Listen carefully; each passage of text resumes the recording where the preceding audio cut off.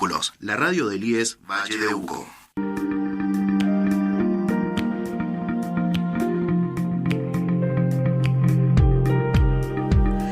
Hola, ¿qué tal? ¿Cómo están? Aquí estamos en el estudio de nuestra radio, la Radio Vínculos, la radio socioeducativa del IES 9015 Valle de Uco. En un nuevo programa de Elegimos hablar de esto, que vamos por nuestra 8ª temporada. Mi nombre es Liliana Tulis, del área social y de género del IES 9015 Valle de Uco. Y estoy con mi compañera Lorena Rosales. ¿Cómo estás? Hola Lili, ¿qué tal? Buenas tardes a toda la audiencia. Bueno, hoy tenemos también una invitada que ya la vamos a presentar. Pero bueno, en este programa estamos teniendo como un hilo conductor con el programa del 8M, donde trajimos aquí a nuestra radio a mujeres para hablar del 8M, mujeres que están en distintos espacios y nos hablaron desde la educación, desde la política, desde las juventudes, desde la justicia, cómo ser mujer en esos espacios. Después hablamos, hace 15 días tuvimos un programa que tenía que ver cómo las mujeres hemos sido invisibilizadas en la historia y también hablamos de algunas de ellas. Y hoy vamos a, cerrando estos 3 programas, vamos a hablar acerca de la perspectiva de género en los espacios culturales. Para eso está con nosotros Karina Castañar. Ella es profesora de historia, arqueóloga, investigadora del área fundacional, estudiante del postítulo de género del IES Vera Peñalosa. ¿Qué tal, Karina? ¿Cómo estás? Bienvenida a este programa. Hola, muy buenas tardes. Muchas gracias por la invitación y muy buenas tardes a toda la audiencia. Bueno, vamos a hablar un poquito sobre un trabajo que llevaste a cabo, sobre tu propuesta de la perspectiva de género en los museos, de instalar la perspectiva de género en los museos. Y bueno, vamos a empezar a preguntarte qué significa instalar justamente la perspectiva de género en los espacios culturales. Bien, en este caso, este trabajo se llevó a cabo en el 2018, que dentro de unas propuestas que tenía el museo de hacer distintas muestras, nosotras preparamos con un grupo de mujeres, preparamos una muestra sobre mujeres, porque nos parecía que el museo no tenía esa mirada, estaba invisibilizada la mujer, como está actualmente en los libros de historia, en los currículum. En varios lugares están invisibilizadas. Entonces, nuestra propuesta fue hacer un estudio sobre las mujeres. Primero, en realidad, fue que queríamos hacer una muestra de mujeres. Cuando fuimos a investigar, no encontrábamos sobre mujeres. Entonces, nos tuvimos que sentar a investigar sobre las mujeres fines del siglo XIX, principios del XX. Este es el periodo histórico que comprende el trabajo.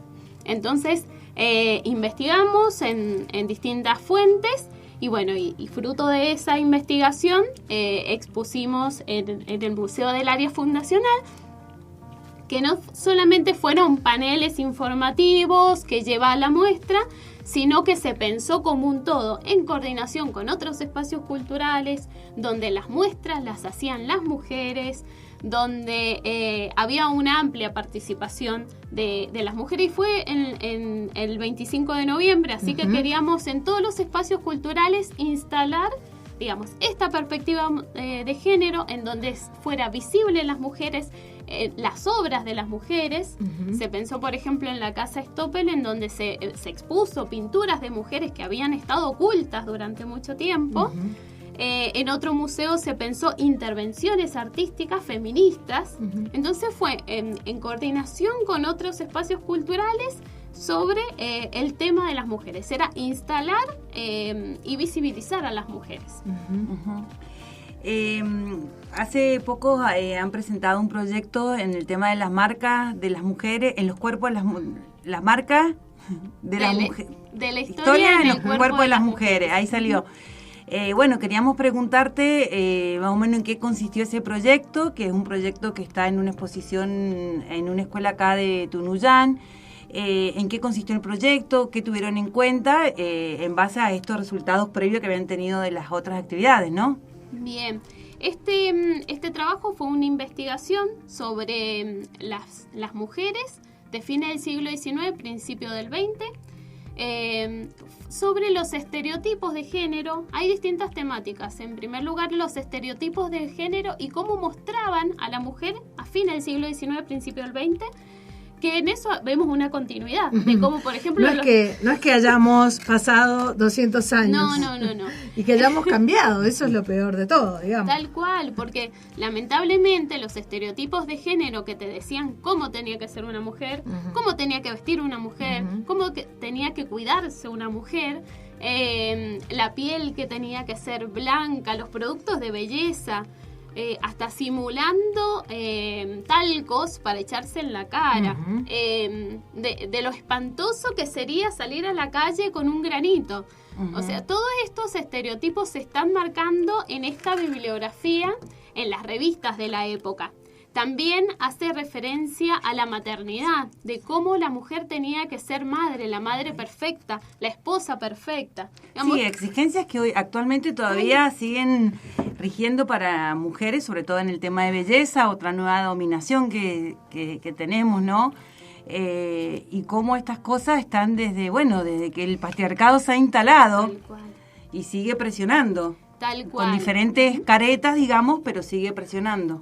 Tal cual, y eso se ve en la muestra. Por un lado, los medios de comunicación, cómo mostraban un estereotipo de mujer y cómo era la mujer ideal, pero por otro lado tenemos a ciertas instituciones también, como las mujeres, tanto de las clases altas, los únicos lugares donde podía salir era la iglesia y hacer beneficencia. Otra cosa, no podían salir, tenía que ser la madre perfecta y estar en la casa, no podían trabajar. Habían muy pocos lugares donde se podía desarrollar, que era, por ejemplo, maestras, en ciertos casos, o en áreas de salud también, o en áreas de salud, digamos, enfermeras. Eran los lugares. Siempre vinculado al tema del cuidado. Tal cual, en esos trabajos de cuidados. Y las mujeres en las clases bajas sí podían trabajar, pero recibían los pedidos. Por ejemplo, podías lavar, planchar, pero te llevaban el trabajo a tu casa. Entonces, eso también se ve en estos lugares, en esta muestra. Por otro lado, también había mujeres que, de acuerdo, digamos, del comportamiento, ¿a dónde iban? Porque hay mujeres que, por ejemplo, eran militantes políticas y las llevaban a una cárcel de la iglesia, al Buen Pastor. Esta es una cárcel que estaba dentro de una iglesia. O a la iglesia de San Antonio, si eran revoltosas, como dicen en la época, revoltosas porque eras militante política, o porque también había muchas mujeres que ejercían la prostitución. No nos olvidemos que en esta etapa, en este periodo, el primer periodo del siglo XX, la prostitución estaba legalizada.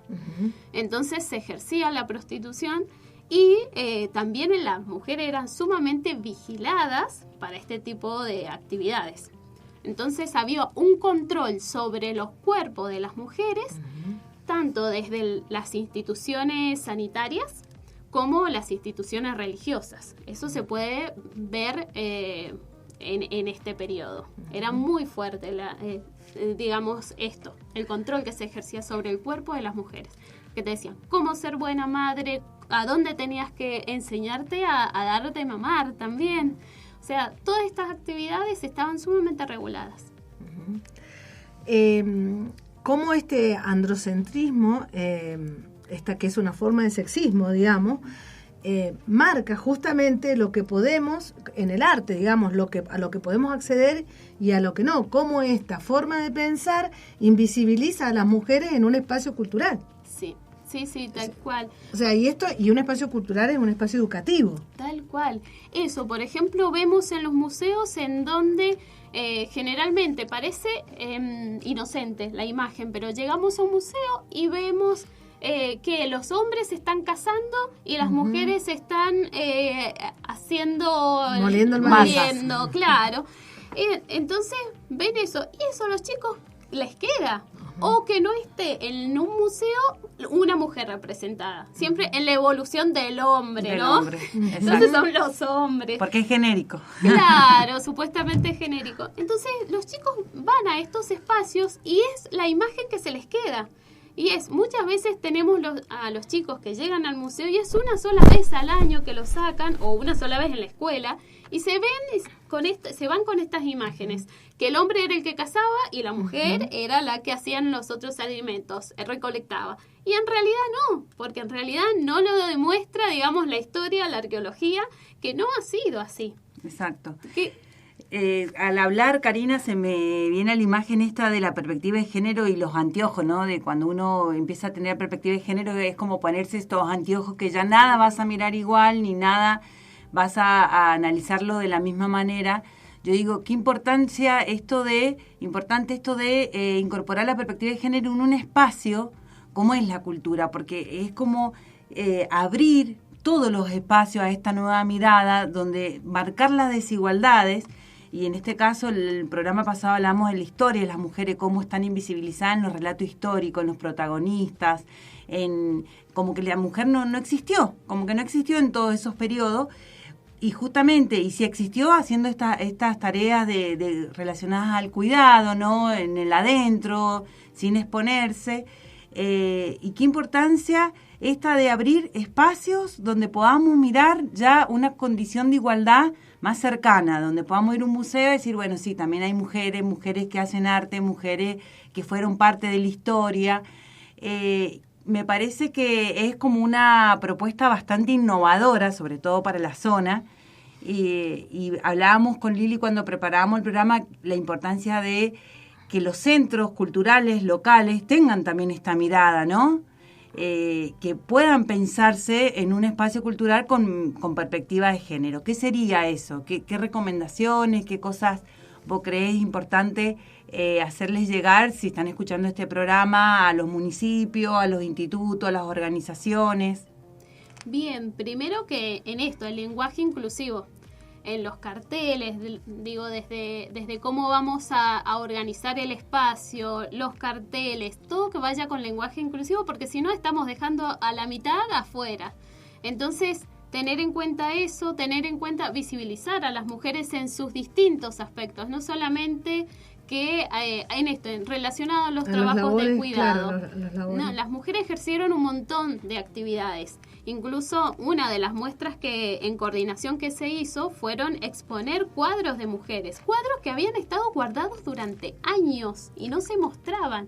Digo, exponer que pintaron mujeres. Pintaron mujeres, sí, que pintaron mujeres y estaban guardados, no se exponían. ¿Ustedes fueron con este proyecto y lo sacaron? Sí, eso se expuso en la Casa Stoppel. Todos los cuadros de las mujeres que habían estado guardados porque eran mujeres, así simplemente. Porque la decisión de quien armó eso fue, porque no es neutro. Nada de esto es neutro, sabemos. Entonces la decisión fue, no vamos a poner a mujeres pintoras. Tal cual. Y también otra de las cosas es que siempre a las mujeres se le ha relacionado con las artes menores, digamos, como artes menores. ¿Cuáles serían las artes menores? La cerámica. Y en realidad tenemos pintoras muy importantes en Mendoza, mujeres que se han dedicado a la escultura. Pero claro, esto, los premios o los mejores, digamos, eran siempre los hombres. Y las mujeres no podían competir ni siquiera en estos lugares. Entonces, se las dejaba para estos, denominadas artes menores, como también subestimando a la pintura, al dibujo, a la cerámica. Y bueno, esto también se hizo un trabajo de investigación en ver en qué partes las mujeres participaban y cuáles habían sido, digamos, las categorías en las cuales ellas se insertaban. Y bueno, ahí nos llevamos una gran sorpresa. Había mujeres que se dedicaban a la escultura, mujeres que pintaban maravillosamente, pero bueno, nunca se exponían sus cuadros. Entonces, bueno, eso hay que tener en cuenta, darle visibilidad a las mujeres en estos espacios. También que estos espacios cuenten con espacios para niños. Para niños niños y niñas, las infancias también. Actualmente estamos pensando en el Museo del Área Fundacional esto también, porque si no, también es del adultocentrismo. Entonces, desde los adultos, pero nos olvidamos que en esos espacios culturales también los visitan niños y que son a veces la mayoría, porque las escuelas Claro. Entonces, pensar actividades para niños, para niñas, y también esto, con la perspectiva de género, pensar qué vamos a exponer, cómo lo vamos a exponer, pedir asesoramiento, ¿sí? Y darle participación a las mujeres en estos espacios. a la participación desde el pensarlo. Tal cual. Desde el pensarlo. Tal cual. En una de las muestras que nosotros hicimos, también se llamó a todas las mujeres feministas y que cada una hiciera una intervención en ese espacio, que fue en la nave cultural, creo que fue ese. Y bueno, cada una armó lo que quería hacer, una intervención, una poesía, pintaban, fueron fotografías, fueron distintas formas de expresarse, digamos, y fue desde el feminismo, porque se invitaron a mujeres feministas. Pero es esto, es como abrir, digamos, a la participación. Sí. Generar el espacio. Dar el lugar. Y por ahí qué importante lo que decían, relacionarlo con el tema escolar. Sí. Digo, porque por ahí hay como una carencia o una ausencia de espacio o de trabajar estas habilidades del arte, de lo artístico, en las niñas, niños, niñas. Y bueno, después vemos estos resultados, ¿no? De que no están presentes. Entonces digo, por ahí en el tema de la formación, de la educación, qué importante sería pensar seriamente en la educación artística. Sí. Hace muchísima falta eso. Y hay espacios, ¿no? Espacios en las escuelas artísticas, que hay que fomentarlas un montón, que hay que apoyarlas un montón. Y esto, para mí, los espacios culturales tienen que estar, estos espacios, y la coordinación con estos espacios. Darles protagonismo también a las infancias. Bueno, acá en Consulta contamos con una escuela artística, con diferentes ofertas educativas, y la verdad que, bueno, también tienen aulas satélite, que eso ha sido también un avance para el departamento, por el tema de la distancia, así que sí, hay que seguirlas apoyando. Desde las cuestiones de la Dirección General de la Escuela, por ahí no son muy claras con la escuela artística, pero hay que seguirlas apoyando. Bueno, vamos a hacer un corte rapidito, vamos a escuchar una canción que tiene que ver con el proyecto que ustedes llevaron a cabo, que es Quien tiene la voz, de Amparo Ochoa, que habla justamente de esto. Así que, bueno, en unos minutitos volvemos a seguir conversando con Karina.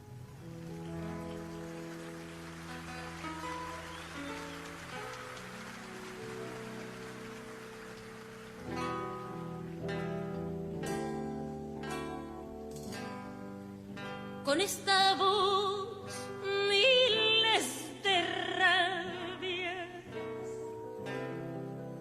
que me alborotan la garganta, con la canción un sentimiento vuelto paloma alzando el vuelo. Esta canción es solo un puente entre tu voz y un nuevo día. Esta canción no dice nada que no le diga tu mirada. Para cantar basta un pretexto, para vivir la valentía, para triunfar tan solo un hombre que se decida por el día. Esta canción espanta el miedo y una explosión de descontento se vuelve antorcha, sol y viento. Olvida el tiempo y reta al cielo. ¿Quién tiene la voz después de todo? ¿Quién ha de cambiarte la tristeza? ¿Quién te marcará tu propia senda? ¿Quién, si no eres tú, da la respuesta? ¿Quién, si no eres tú, da la respuesta?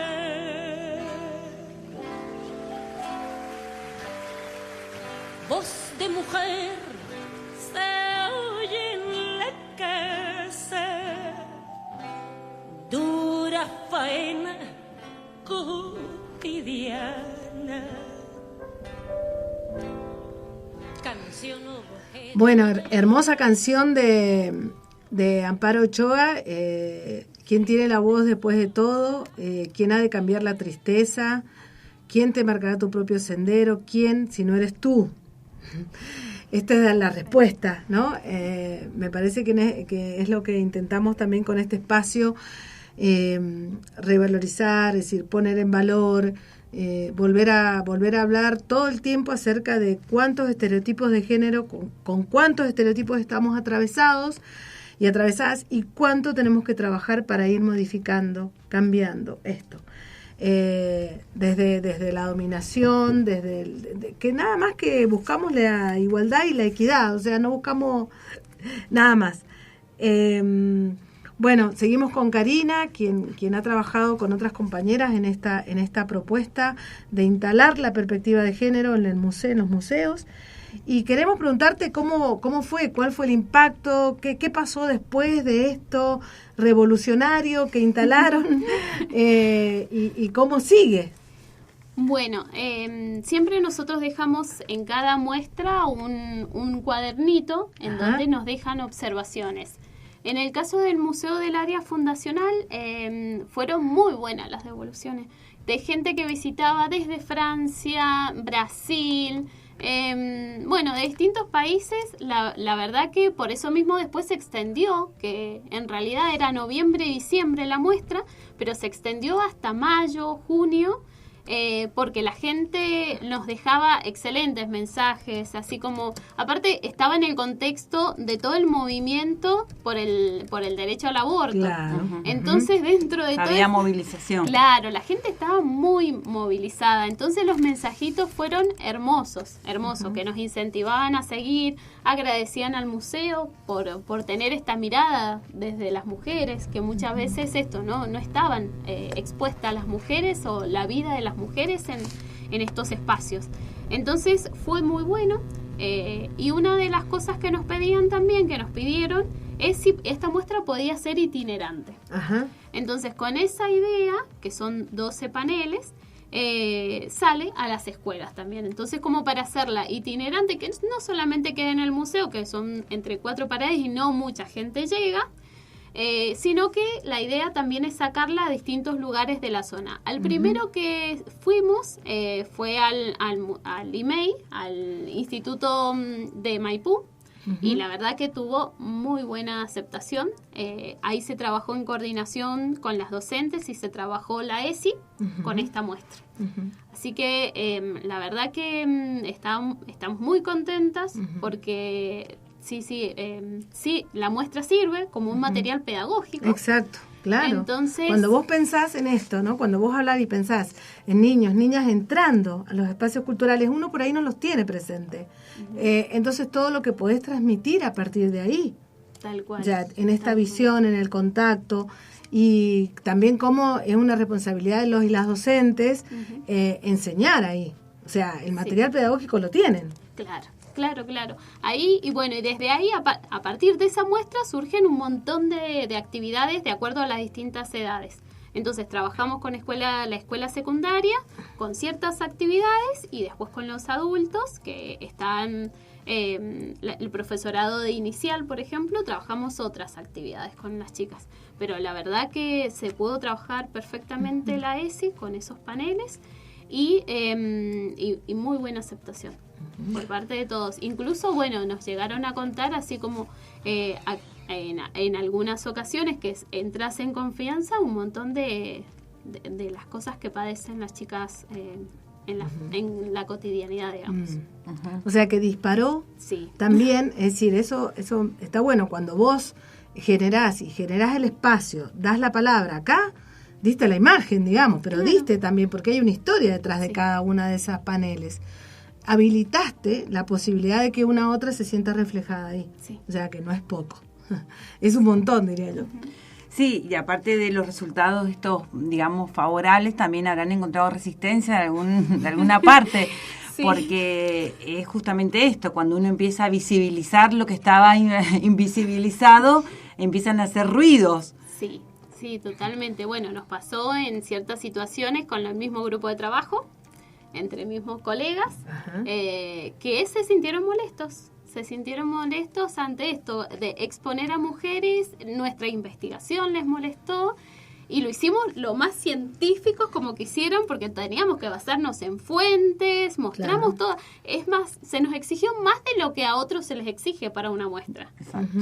Obviamente, y eso lo sabíamos, ¿no? Que a las mujeres nos exigen el doble, siendo investigadoras, sea lo que sea, es el doble que tenés que demostrar que es científico, demostrar y con todas las fuentes y ponerlas. Por eso muchas veces las expusimos y en los paneles están expuestas para que se lea, para que se vea que son fuentes. Pero sí, hubo resistencia desde el mismo grupo de colegas y en otros espacios que sí fuimos coordinando, por ejemplo, el Museo Moyano. El Museo Moyano también, que es el que está en la plaza, en el Parque General San Martín.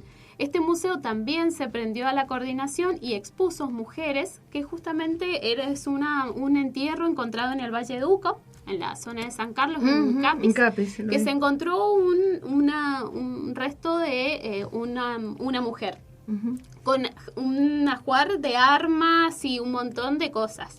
Entonces, bueno, dentro de esos, una de las cosas que una compañera nuestra dijo, bueno, esto es una mujer que es una guerrera porque está con armas y de repente le saltaron, no, es la esposa del guerrero. Como que no podía como que no podía hacer eso. Entonces, bueno, hubo resistencia y también dejamos un cuaderno en el Museo Moyano y fue el museo que más resistencia tuvo. La gente se molestaba por lo que estaba expuesto, no le gustaba ver el color violeta, porque nosotros habíamos elegido como el color violeta y mariposas. Hubo mucha resistencia en ese museo, muy conservador ese museo. Pero bueno, ahí quedamos en trabajar, seguir trabajando obviamente, y trabajar con ese material que no sabemos por qué generó tanta resistencia. No así el del área fundacional, que gente desde afuera nos felicitaba y nos incentivaba a seguir. Pero en ciertos espacios culturales sí, hubo resistencia. Hay como mucho conservadorismo en los espacios culturales. ¿Sí? En las cabezas, en las coordinaciones. Sí. Donde hay, por ejemplo, gente nueva y gente así que da participación, ahí cuesta menos. Pero si no, sí, son los espacios que hay que trabajar más.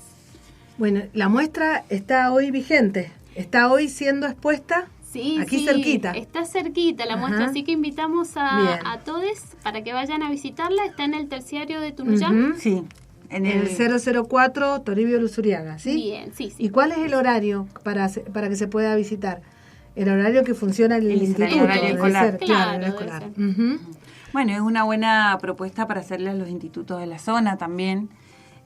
Quizás contar con esa muestra como un recurso pedagógico para sus carreras, sus alumnos, alumnas. Bueno, no hemos dicho también que Karina es alumna del instituto de la especialización de género y educación. Claro, del Vera. Del Instituto Vera, Rosario Vera Peñalosa, bueno, que también es doblemente orgullo nuestro invitarla. ¿Seguro? Porque también es parte de este espacio de la radio donde el instituto, el postítulo de género participa. Así que bueno, Karina, muchas gracias por venir. Muchas gracias a ustedes, muchas gracias por la invitación. No, muchas gracias y además pensando en que con estas resistencias, ¿no? Siempre que se mueve algo y que estamos como en este trabajo permanente de muchas mujeres y algunos varones que también estamos pensando y repensando todo el tiempo nuevas formas de relacionarnos, generar espacios más igualitarios, más equitativos, terminar con la violencia hacia las mujeres. Es decir, todo esto contribuye, y todo esto que vos decís y lo que sumás es parte de este proceso educativo. Es decir, si no trabajamos con las infancias, nos va a costar todo mucho más, digamos. Y esto, es decir, ya instalar en un espacio cultural, recreativo, una imagen Y de la misma manera, de hombres y mujeres, me parece un avance grandioso. Es decir, las felicito, te felicito, las felicito a las que han trabajado en esto, porque es tener una mirada desde la cultura, que me parece que son espacios donde cuesta. Así que bueno, muchas gracias por haber estado y bueno, a quienes nos están escuchando, este programa se va a repetir porque en distintos momentos, así que bueno, muchas gracias Karina, muchas gracias Lore, gracias Darío por estar del otro lado y bueno, estamos terminando este programa Elegimos hablar de esto, de un programa del área social junto con el Vera Peñalosa, el postítulo de género, desde esta radio socioeducativa, nuestra radio Vínculos, la 89.7. Muchas gracias y hasta nuestro próximo encuentro.